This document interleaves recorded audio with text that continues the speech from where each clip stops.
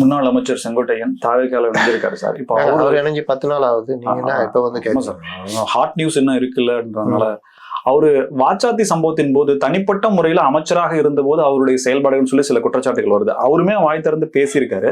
92 நடந்தது இப்ப எதுக்கு கேள்வி கேட்கறீங்கன்ற மாதிரி கேட்டிருக்காரு. ஆனா தனிப்பட்ட முறையில நல்ல பேர் எடுக்கிறதுக்காக தலைமைக்கு தெரியாமல் இவர் ஏதேனும் தவறு செய்திருப்பதற்கான வாய்ப்புகள் அப்படிங்கறத நம்ம இடம் கொடுத்து பேசலாம். நீங்க வாச்சாத்தியே வந்து அவர் மனிதாபிமானம் இல்லாதவர் அப்படின்றதுக்கு இவங்க சொல்றாங்கல்ல, இவர் வந்து ஒரு மிக நல்லவர், மிக நேர்மையாளர் அதெல்லாம்ன்றாங்கல்ல. ஆனா நீங்க பாத்தீங்கன்னா வாச்சாத்தியில வந்து கிட்டத்தட்ட 20க்கும் குறைவான 16ல இருந்து 20 வரைக்கும் பெண்கள் பாலியல் பலாத்காரம் பண்ணப்பட்டாங்க.